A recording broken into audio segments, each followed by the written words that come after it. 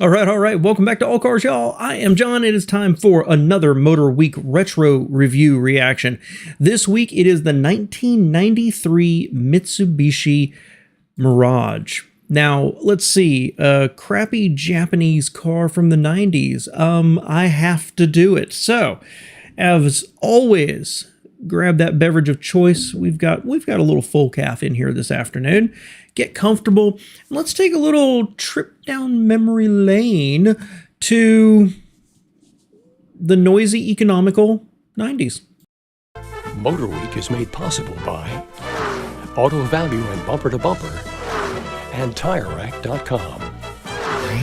There was a time when small cars or econo-boxes were just that, little more than a tiny engine and a few inexpensive body panels. But nowadays, econo-boxes range from lightweight mileage machines to performance models that make yesteryear's sports cars seem slow. And it's not just the machinery that's changed. Small cars have gone from being an automotive sideshow to the most competitive of market segments. That's why cars like this all-new Mitsubishi Mirage have to be very good just to get noticed. Let's see if it is. All right, before they move on, let's talk about the styling. Well, it's an car. Very boring. So Mitsubishi did a lot of cool things, and I'm not going to say this is ugly by any stretch. Mitsubishi grill on it, it's okay. You know, for all the world, it looks like a Geo Prism to me at the front. We'll talk about the rear later, but lots of glass.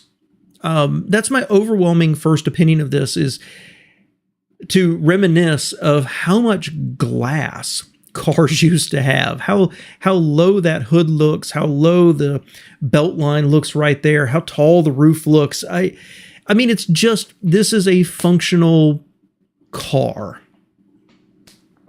I don't think it's ugly, but it's not wowing me either. Completely redesigned for 1993, the new Mitsubishi Mirage continues to put its 2 cents worth into the highly competitive small car market. This year, body styles include a 2-door coupe and 4-door sedan. Last year's hatchback has been dropped. Sporting more fluid lines, designers strayed far from the previous Mirage's boxy look. While not truly cab forward, the sharply raked windshield delivers the same effect of a most sporting profile. I'll be honest with you, this looks, well, different parts of this car look like other cars, but from the side profile here, this looks like a Mazda, maybe a Protege. Body side moldings have been reduced to subtle creases in the doors, while the bumper skirts and grille area have been smoothed and matched the rest of the car's color. Mazda-ish taillights with inset signal and reverse lights wrap around the sides. A small extension of the trunk lid relieves the car of the need of a tacked-on spoiler.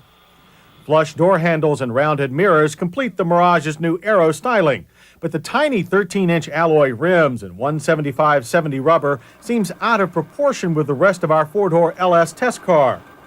Since this Mirage is all new, that of course includes the interior as well. Contrary to Mitsubishi's usual obsession with gimmicks and gadgets, the cockpit is kept simple and functional. Unfortunately, none of the members of the Mirage lineup are available with an airbag, a disadvantage against airbag-equipped Toyota Tercels and Honda Civics.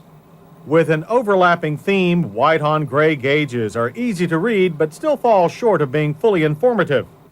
The Mirage counters any shortcomings with doors that swing wide and allow for easy entry to the front bucket seats and an unexpectedly roomy interior. In our car, seat height adjustment and a tilt steering wheel offered a wider range of positions than typical for cars in this class. Intelligent yet simple-to-use climate controls keep things comfortable, while this AM/FM cassette 4-speaker stereo will gladly play your favorite songs. Interior storage is also abundant and includes twin cup holders. Rear seating room is good for a small car, and the center armrest is appreciated. A split fold-down feature also lets you haul long items with ease. A low liftover height. Before they get into the trunk there, really interesting. So, yes, I've driven this back in the day. It was a used one, but I remember It felt cheap. Everything about it. But cheap in a good way. That cheap and cheerful good way.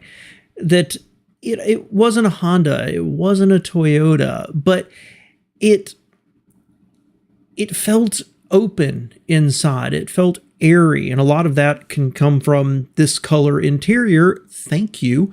But just not refined out. Just cheap, right? Like, we can save a few pennies by doing it this way. And if you look at those interior pieces, it doesn't scream quality assembly like you would see with maybe a Toyota or a Honda or even maybe a Nissan of the same time. It looks built down to a price. And, hey, the gauges work fine. The controls work fine. The radio worked fine. They haven't said anything about the gear shifter yet. I noticed that. And, the seats, it literally felt like they just bolted a seat down to the floor. It never felt as fully developed or as fully finished as some of the other brands. But you know what? That's why I'm doing this video, because I loved it. Now, if I walked into a Mitsubishi dealer and a Honda dealer, which would I choose? This thing or a Civic? Well, it'd probably be the Civic. But there was a certain level of cheap charm about this car. And what's interesting is the more they talked, and like the door panels, the way it's shaped and the way it seemed to fit, just, I don't know, it just all didn't look quite finished.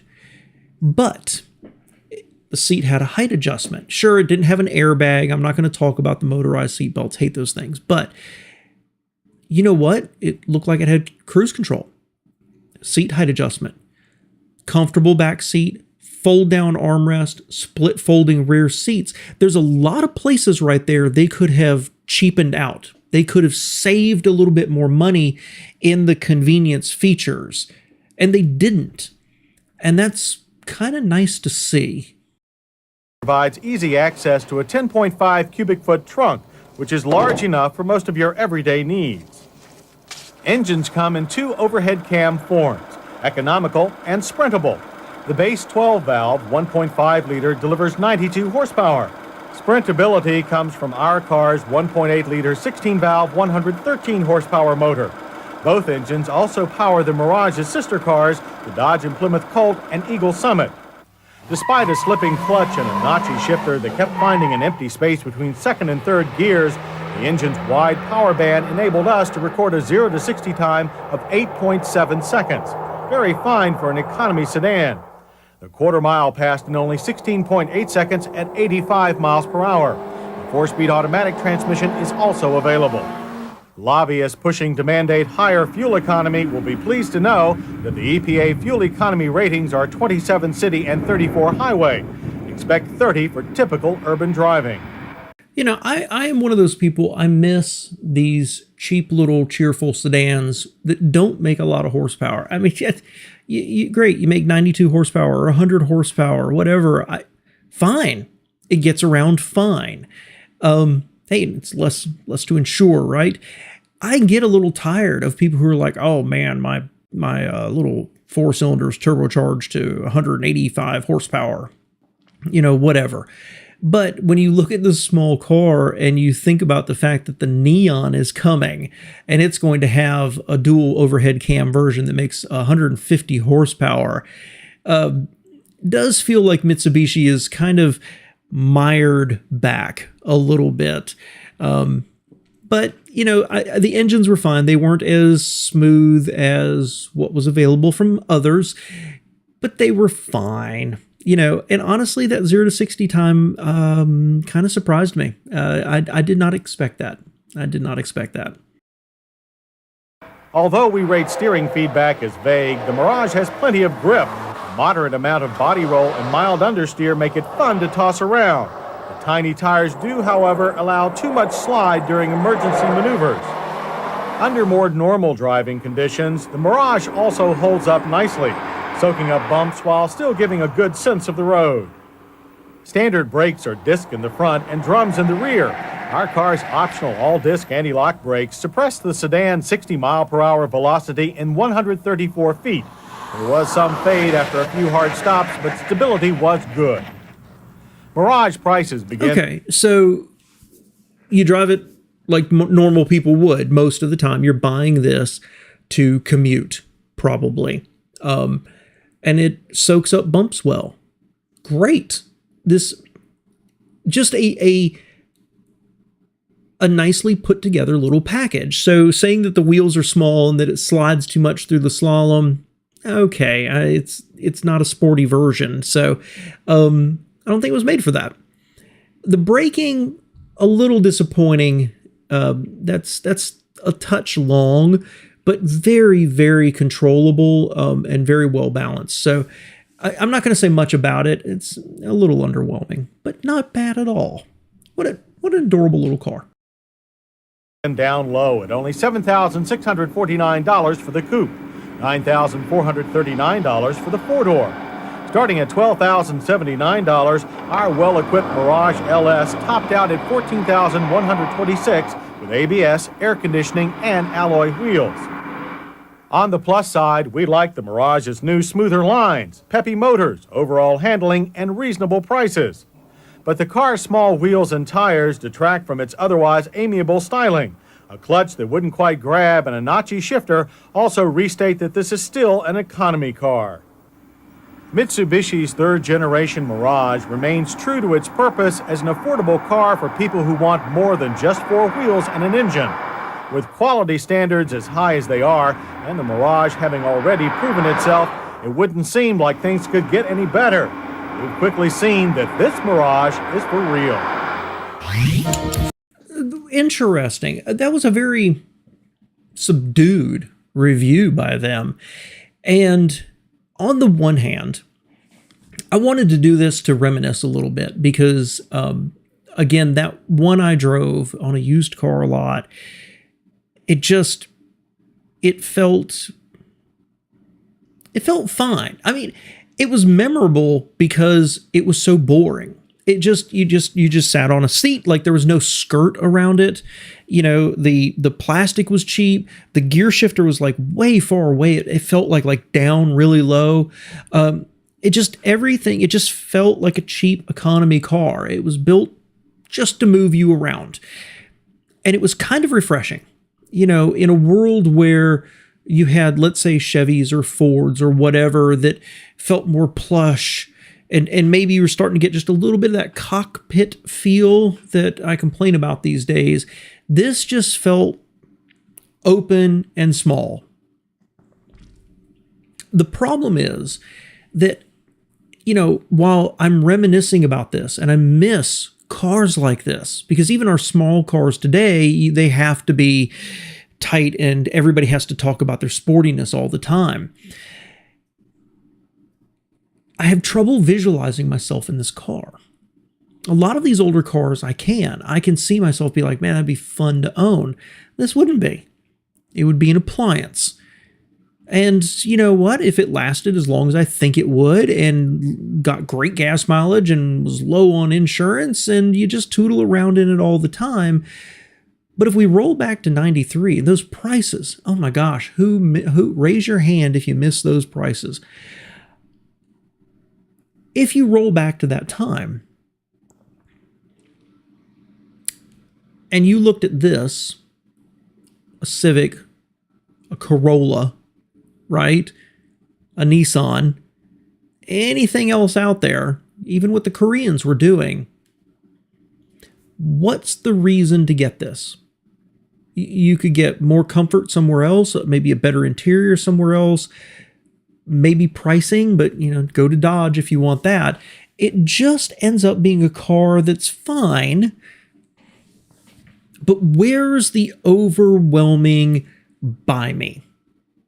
You know, and I think that's part of Mitsubishi's problem. They had such a problem standing out. It wasn't the style. It was generic. It wasn't the engines, their smoothness, their reliability, their fuel economy. It wasn't the interior. It wasn't there. There's nothing here that makes me think I would buy this over a Mazda. Absolutely nothing. So I think it's a fine car. I don't have a problem with it. It's nice to think about it again because that Mirage I drove was memorable because it was just car as appliance. And I'm watching this and I just feel kind of sad that, I don't think I'd buy one. I think there'd just be other things in the market, in a competitive early 90s market where so many excellent Japanese manufacturers were building excellent quality cars. Why? Thanks for being here, guys, and reminiscing with me a little bit. Let me know any questions or let me know your comments below. Appreciate it.